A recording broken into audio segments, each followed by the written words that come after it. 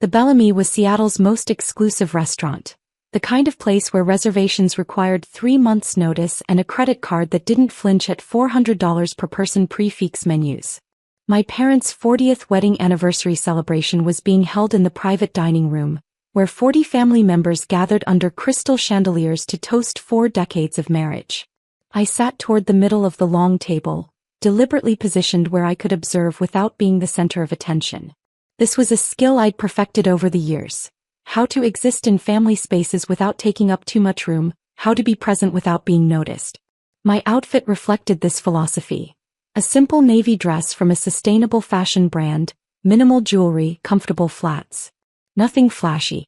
Nothing that would draw commentary. Unlike my cousin Victoria, who sat at the far end of the table in a Valentino gown that probably cost more than most people's monthly rent, holding court as she always did. Victoria was 33, 2 years older than me, and worked as a VP at her father's commercial real estate firm. Her husband, Christopher, sat beside her in a custom suit, nodding along as she regaled nearby relatives with stories of their recent vacation to the Maldives. The overwater bungalow was divine, she was saying, her voice pitched just loud enough to ensure everyone could hear. Though honestly, the service wasn't quite up to the standard we experienced at the Four Seasons in Bora Bora last year. My Aunt Susan, Victoria's mother and my mother's sister, beamed with pride. You and Christopher work so hard. You deserve these little escapes. Little escapes that cost $25,000, I thought, but said nothing. The appetizers arrived. Seared scallops with microgreens and some kind of foam that probably had a French name. I ate quietly, listening to conversations flow around me. Amanda, how's your work going? My Uncle Tom, Victoria's father, asked with what seemed like genuine interest. Still doing the freelance thing? Yes, still freelancing. It's been busy. That's wonderful. What kind of clients are you working with these days? Before I could answer, Victoria's voice cut across the table. Oh, Uncle Tom, you're so sweet to ask, but we all know Amanda's freelance work is just code for not having a real job. The nearby conversations quieted. Heads turned. Victoria, that's not, my mother started. No, it's fine, Mom. Victoria smiled, but there was an edge to it. Let's be honest for once. We're family. We can speak frankly. She turned to address the table more broadly. Amanda has been doing freelance consulting for what, 8 years now? Living in that tiny apartment in Capitol Hill, driving a car that's older than some of my designer handbags. We've all been tiptoeing around it for years, pretending it's a choice, but come on. She's 31 years old and she's basically the family charity case. The silence that followed was heavy and uncomfortable. Several relatives looked down at their plates. A few glanced at me with pity. That's unnecessary, Victoria, my father said, his voice tight. Is it though? I mean, look at the rest of us. Christopher and I are closing a $90 million development deal next month. My brother works for Amazon. Your son David is a neurosurgeon. Even Amanda's younger sister has a proper job at Microsoft. And then there's Amanda, doing mysterious, freelance work that apparently pays just enough to keep her in that studio apartment. My younger sister, Emily, spoke up. Amanda's work is legitimate, Victoria. She's successful in her own way. Successful? Victoria laughed. Emily, sweetie, you're kind to defend her, but let's define success properly.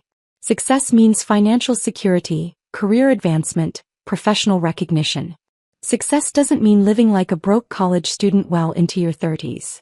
Christopher, her husband, looked uncomfortable but said nothing. Uncle Tom was studying his wine glass intently. Aunt Susan had a small smile that suggested she wasn't entirely unhappy with Victoria's assessment. I took a sip of water and remained calm. This wasn't the first time Victoria had made comments about my lifestyle. It probably wouldn't be the last. She'd been the golden child of our generation. Beautiful, accomplished, married well, everything our family valued. And I'd been different, quiet, unconventional, mysterious about my work. Living modestly in a way that confused people who equated success with visible wealth.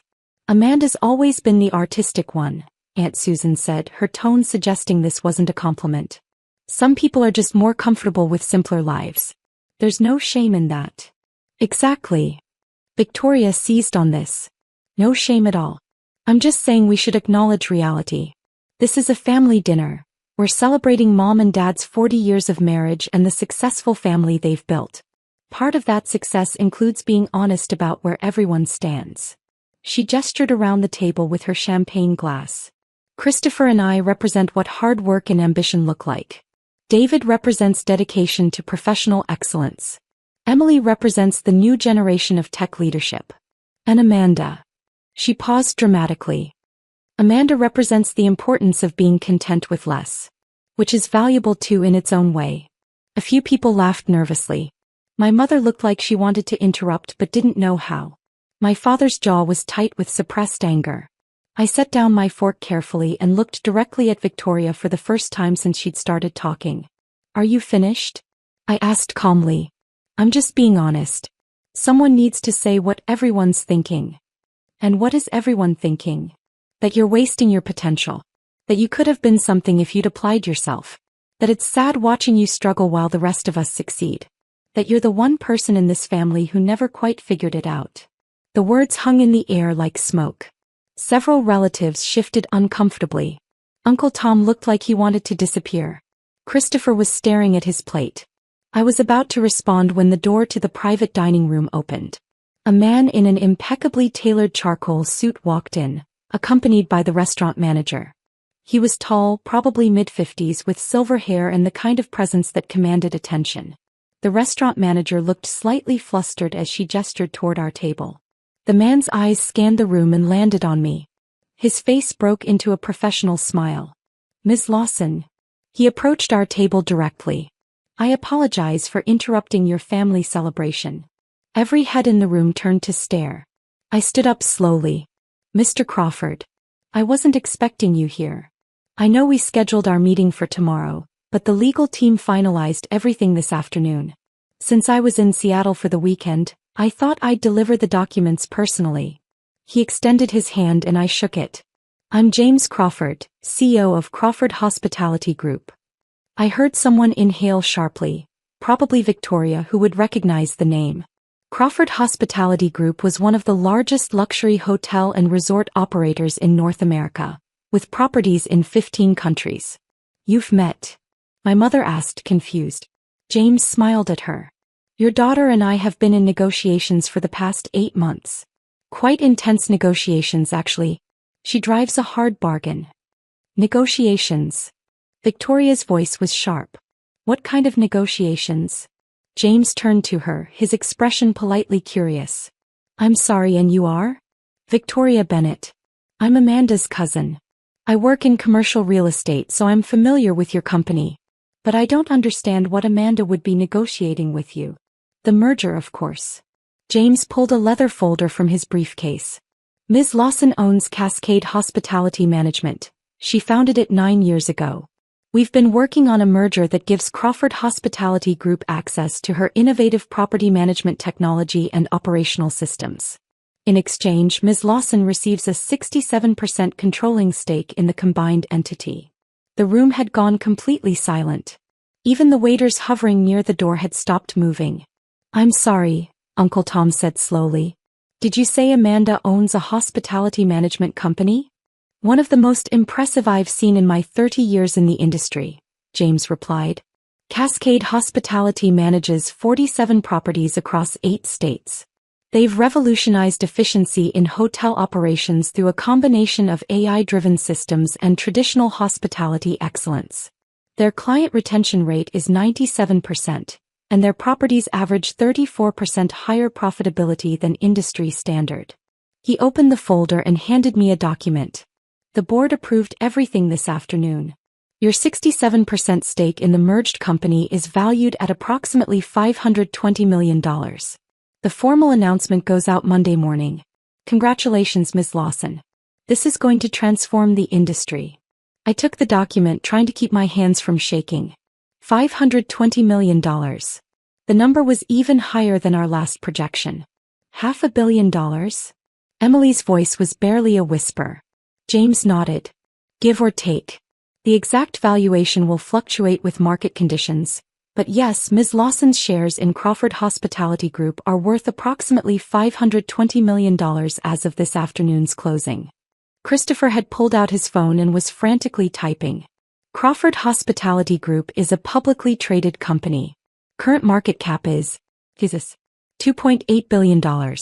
If Amanda owns 67%, then she's not just wealthy, David said, his neurosurgeon's precision cutting through the shock. She's the majority owner of a multi-billion-dollar company. Victoria's champagne glass slipped from her hand, hitting the table with a sharp crack. Champagne spread across the white tablecloth, but she didn't seem to notice. Her face had gone pale. "That's impossible," she whispered.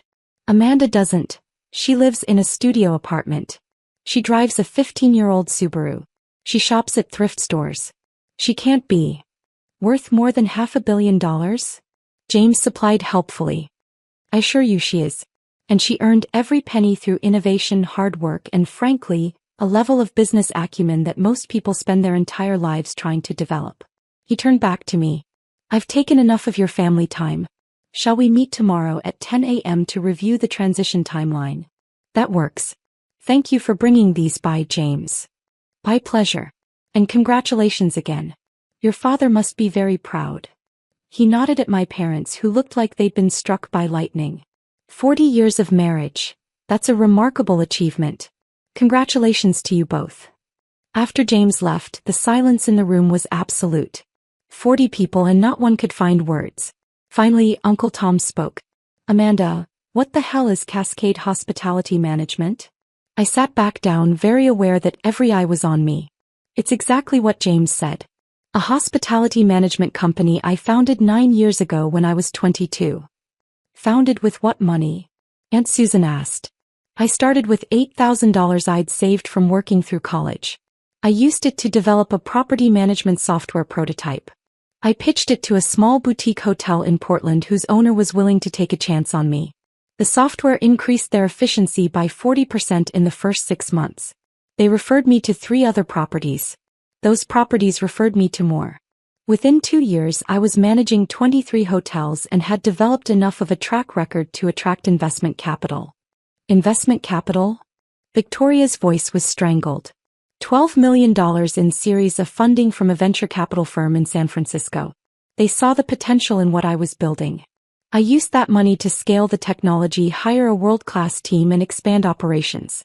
We went through Series B and C rounds over the next few years. By year 5, Cascade Hospitality was profitable. By year 7, we were industry leaders in our niche. My mother found her voice. "You raised $12 million in investment capital and never told us?" "I told you I was starting a business. Remember? 9 years ago at Thanksgiving. I said I was launching a hospitality management startup. Victoria said it sounded like a waste of time and I should get a real job at a hotel chain instead." Victoria's face flushed. "I don't remember that." "I do. You also said that starting a business was something people did when they couldn't get hired anywhere else. You suggested I apply to be a front desk manager at one of Uncle Tom's properties instead." Uncle Tom looked distinctly uncomfortable. "So I stopped telling you about my business," I continued. "I stopped sharing my successes or my challenges. I just worked, built my company, grew my client base, raised capital when needed, and let you all think whatever you wanted to think." "But your apartment," Aunt Susan protested. "That tiny place in Capitol Hill. Your car. Your clothes. If you're running a successful company, why do you live like someone who doesn't need to prove anything through consumption?" I supplied. "Because I don't. The apartment is perfect for my needs. It's a 10-minute walk from my office, it's quiet, and I barely spend time there anyway. I'm usually traveling to visit properties or meeting with clients. The Subaru runs fine. And I prefer sustainable fashion over designer labels. Those are choices, Aunt Susan. Not limitations." Christopher was still on his phone. "Your company's website shows 47 properties under management. That's... Amanda, do you know what the management fees alone must be?" "Approximately $43 million annually. Though that's just fee revenue. We also have equity stakes in 18 of the properties we manage, which generates additional income." Emily was shaking her head in disbelief. "How did none of us know this? How is it possible that you built a multi-million-dollar company and we had no idea?" "Because you weren't paying attention. Because you decided who I was, the quirky, unsuccessful cousin who never quite figured out life, And you never questioned that narrative. It was easier to believe I was struggling than to ask what I was actually doing with my time. Victoria had recovered some of her composure, though her face was still flushed. If you're so successful, why didn't you correct us? Why let everyone think you were broke? Because watching people underestimate me has been incredibly useful in business. Investors, competitors, clients, they all make the same mistake you did. They see someone in a simple dress driving an old car, and they assume I'm desperate or unsophisticated. They offer terrible terms, they negotiate carelessly, they underestimate my capabilities. And then I outmaneuver them. I looked directly at Victoria. You, for instance, just spent 5 minutes telling everyone at this table that I'm the family charity case. That I'm wasting my potential. That I never figured it out. You said I represent the importance of being content with less. Do you know how incredibly insulting that is? She opened her mouth, then closed it. For 9 years I've built something extraordinary. Something that will now be worth $500 million. I've created jobs for 340 employees. I've improved operations for dozens of properties. I've innovated in an industry that desperately needed new thinking. And the entire time, my own family has been pitying me. We didn't know, my mother said weakly. You didn't ask. There's a difference. Every time I came to family events, someone would make a comment about my freelance work or my modest lifestyle. Nobody ever said, Amanda, tell me about your business. What does Cascade Hospitality actually do? How's it going? You just assumed. You could have told us, Victoria protested. Why? So you could take credit for my success? So you could start introducing me to your contacts and act like you'd been supportive all along? So you could ask for jobs for your friends or investment opportunities or favors. That's not fair. Isn't it? Victoria, you just publicly humiliated me at my parents' anniversary party. You called me a charity case in front of 40 people. You mocked my apartment, my car, my clothes. You suggested I'd failed to figure it out. And now that you know the truth, you want me to believe you would have been supportive if only I'd told you. She had no response to that. My father spoke for the first time since James had left. Amanda, I'm proud of you. I'm also ashamed that I didn't know. That I didn't ask. That I let you be dismissed and diminished by your own family. He looked at Victoria. What you said tonight was cruel and unacceptable. You owe your cousin an apology. Victoria swallowed hard. I'm sorry. I didn't know. If I'd known, I never would have. That's the problem, I interrupted. You wouldn't have said those things if you'd known I was wealthy. But the person I was 15 minutes ago, when you thought I was broke, is the same person I am now. The only thing that changed is your knowledge of my bank account. And that says everything about your values. The waiters were hovering uncertainly at the edges of the room, probably wondering if they should bring out the next course.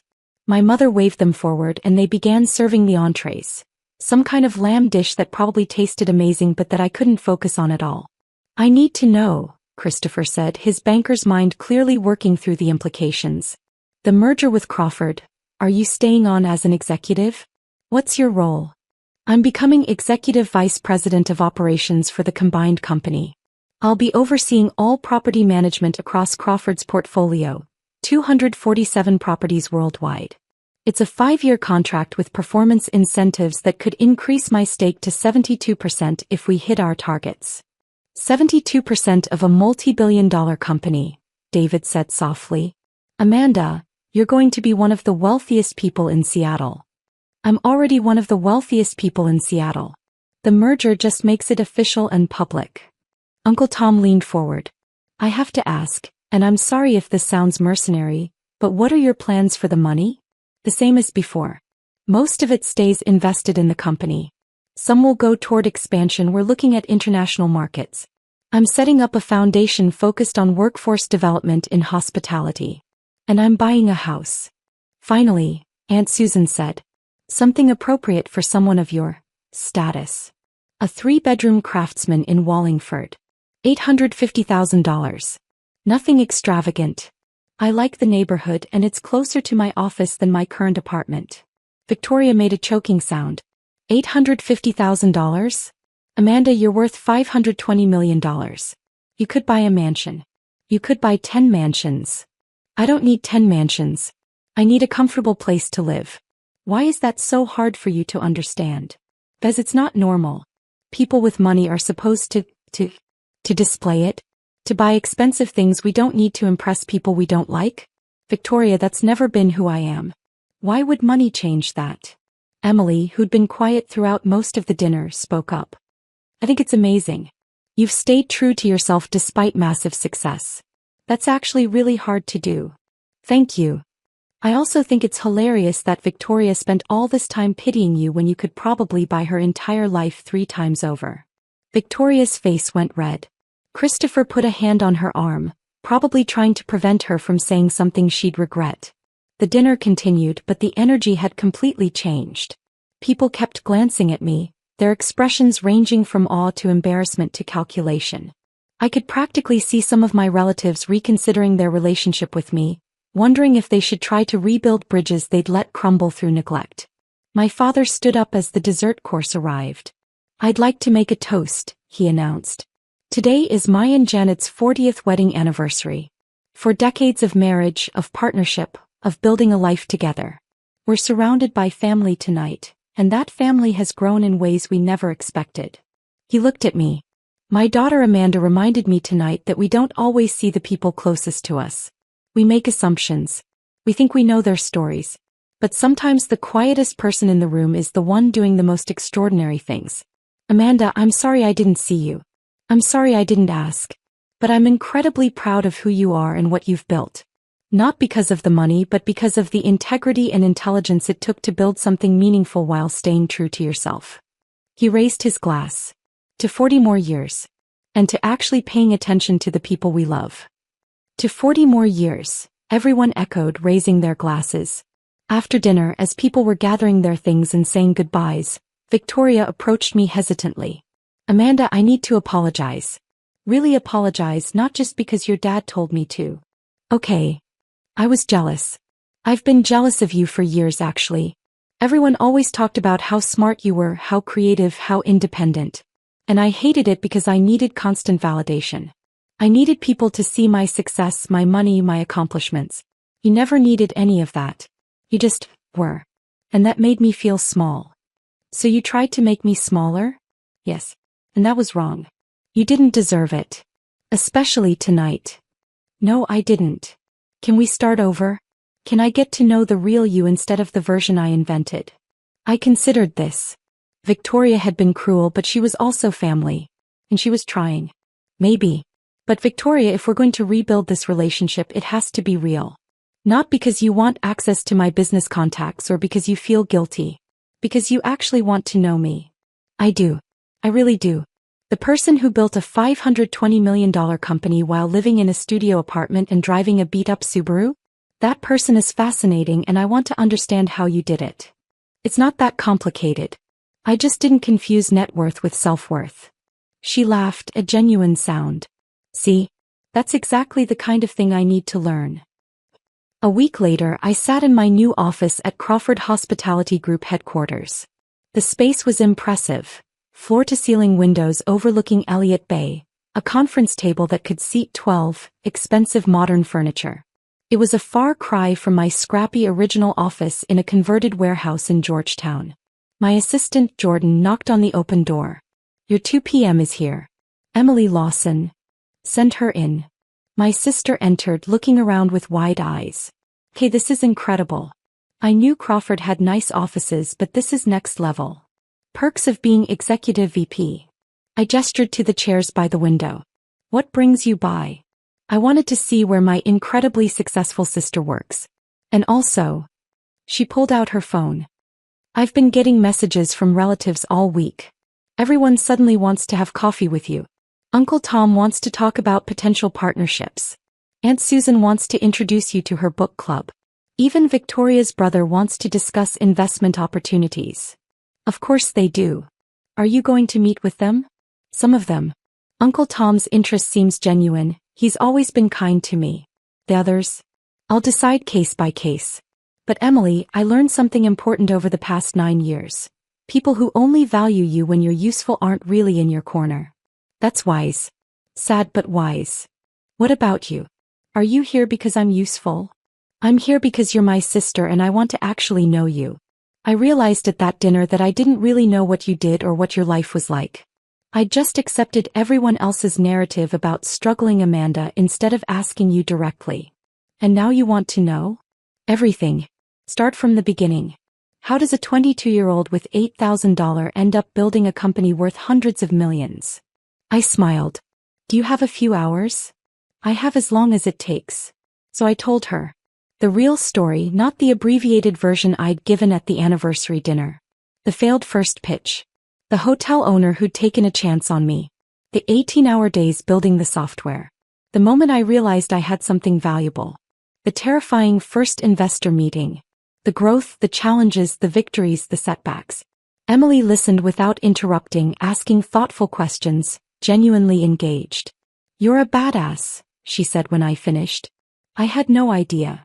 Most people didn't. That was kind of the point. Are you going to stay this private now that the merger is public? Probably not entirely. James wants me to do some media interviews, business publications, hospitality industry events. I'll have a more public profile than before. But I'm not going to change who I am. I'm still going to live in my Craftsman in Wallingford. Still going to drive my Subaru until it dies. Still going to focus on the work rather than the appearance of success. Good. The world needs more people like you. My phone buzzed with a text from James. Board meeting in 10. Ready to officially start your new role. I stood up, gathering my materials. I have to go. Board meeting. Emily hugged me. I'm proud of you, Amanda. And I'm sorry it took a dramatic dinner scene for me to realize how amazing you are. Better late than never. As she left, I looked out at the Seattle skyline, at the city where I'd built my empire in silence while my family pitied me. Victoria had called me the family charity case. She'd mocked my apartment, my car, my clothes. She'd suggested I'd never figured it out. She'd been spectacularly, publicly wrong. And the best part? I didn't need her to be wrong for me to be successful. I'd already been successful. I'd already figured it out. I'd already built something extraordinary. Her recognition didn't change that. It just made it visible. Sometimes the most powerful thing you can do is succeed quietly, letting your work speak louder than your lifestyle, building something meaningful while everyone is too busy judging your surface to see your substance. I'd done that. And now, at 31, I was executive vice president of one of the largest hospitality companies in the world, with a personal stake worth over $500 million. Not bad for the family charity case.